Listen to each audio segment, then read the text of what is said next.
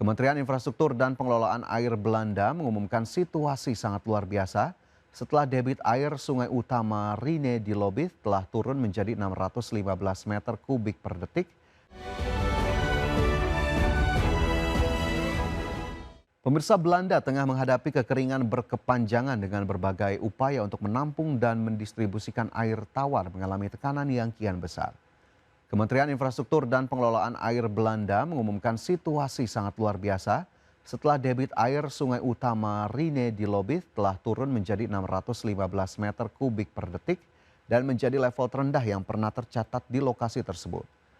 Pihak pemerintah menilai aliran air sungai yang rendah kemungkinan akan terus berlanjut hingga Desember, sementara cuaca hangat dan curah hujan yang tidak terlalu signifikan diprediksi akan terjadi pekan depan dengan defisit curah hujan nasional diperkirakan mencapai sekitar 300 mm atau sebanding dengan level yang tercatat selama kekeringan parah pada 2018.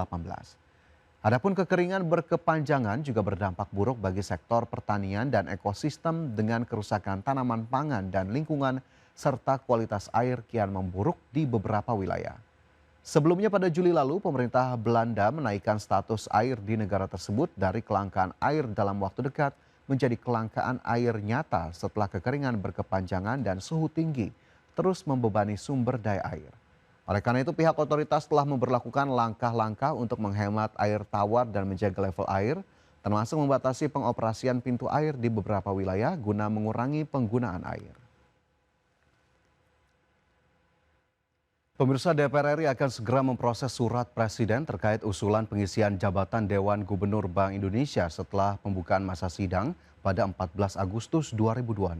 Dalam surpres tersebut, Presiden Prabowo mengusulkan 4 nama yakni Aida S. Budiman, Solikin M. Juhro, M. Anwar Basori, serta Destri Damayanti.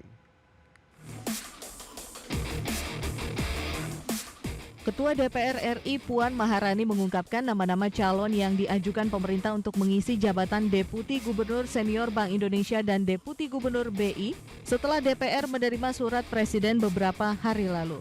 Menurut Puan, pemerintah mengusulkan Aida S. Budiman sebagai calon Deputi Gubernur Senior Bank Indonesia. Sementara itu untuk posisi Deputi Gubernur BI, terdapat 2 nama yang diajukan, yakni Solikin M. Juhro dan M. Anwar Basori. Selain ketiga nama tersebut, Puan juga menyampaikan bahwa pemerintah telah mengajukan Destri Damayanti sebagai calon gubernur Bank Indonesia. Nama Destri sebelumnya telah diumumkan langsung oleh Menteri Sekretaris Negara Prasetyo Hadi saat penyerahan surprise kepada DPR RI.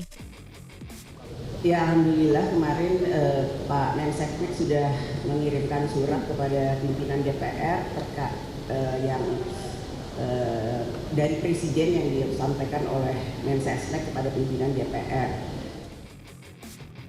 Puan menegaskan DPR RI akan memproses seluruh nama yang diajukan pemerintah sesuai dengan mekanisme dan peraturan perundang-undangan yang berlaku sebelum nantinya dibawa ke rapat paripurna untuk mendapatkan persetujuan.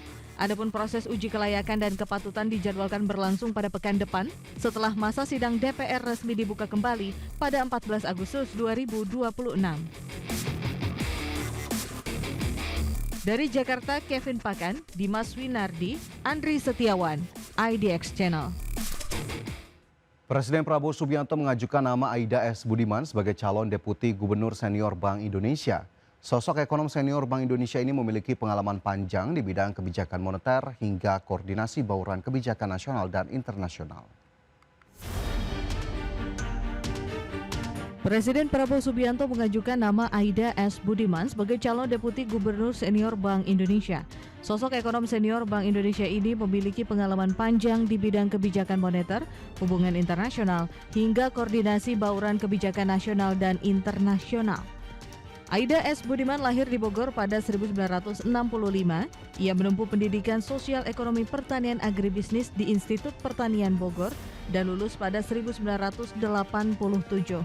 Setelah itu, Aida melanjutkan studi ke University of Southern California dan meraih gelar Master of Arts in Economics pada 1996. Pendidikan doktoralnya ditempuh di Claremont Graduate University, Amerika Serikat, dan berhasil meraih gelar PhD di bidang ekonomi pada 2001. Dikutip dari laman Bank Indonesia, Aida memulai karirnya di Bank Indonesia pada 1991 sebagai staf analis inflasi dan proyeksi perekonomian Indonesia. Selama lebih dari 3 dekade berkarir di Bank Indonesia, ia menempati berbagai posisi strategis terutama di bidang kebijakan ekonomi dan moneter.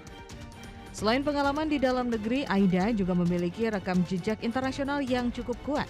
Dikutip dari laman LPS, pada 2010 hingga 2012, ia menjabat sebagai Wakil Direktur Eksekutif International Monetary Fund atau IMF pada Southeast Asia Voting Group Office yang mewakili 13 negara anggota. Ia juga kerap mewakili Bank Indonesia dalam berbagai working group internasional, baik dalam forum bilateral, regional, maupun multilateral. Tim Liputan IDX Channel.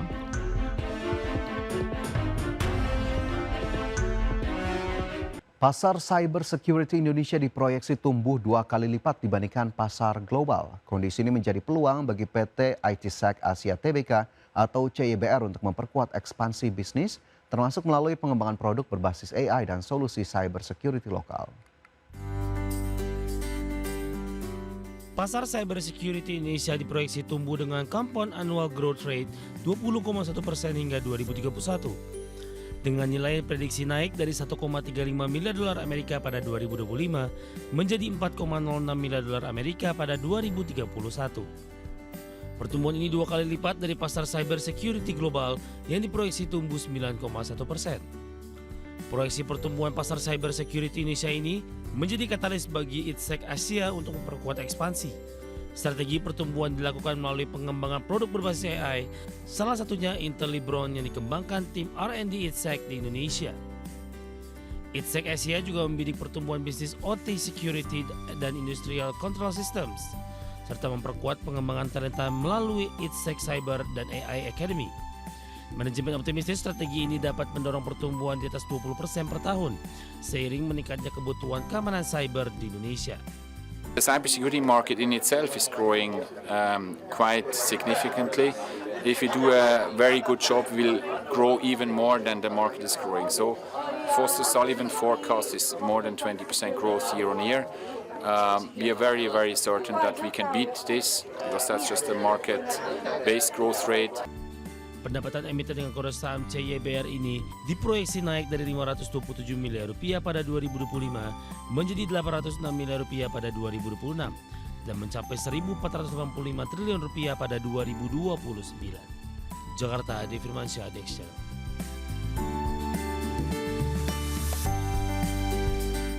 Krisis listrik di Irak kembali memicu protes warga di tengah gelombang panas yang terus melanda dengan suhu di sejumlah wilayah bahkan menembus 50 derajat Celcius. Kondisi ini semakin menekan masyarakat sekaligus menambah beban pada jaringan listrik nasional. Sebelumnya di sejumlah wilayah, pemerintah setempat telah menangguhkan jam kerja resmi untuk mengurangi tekanan terhadap jaringan listrik. Permasalahan ini juga mendapat perhatian langsung dari otoritas terkait. Perdana Menteri Irak Ali Al-Zaidi memimpin rapat bersama sejumlah pejabat untuk membahas persoalan listrik, sekaligus menegaskan masalah kelistrikan akan tetap mendapat perhatian luar biasa. Oleh karena itu dirinya juga meminta para anggota parlemen untuk menjalankan fungsi pengawasan, serta mendukung upaya pemerintah dalam memberantas korupsi. Meski demikian, pemerintah kini dihadapkan pada tekanan untuk memenuhi kebutuhan listrik di tengah suhu ekstrim, sekaligus membenahi persoalan korupsi yang dinilai turut mempengaruhi sektor kelistrikan negara.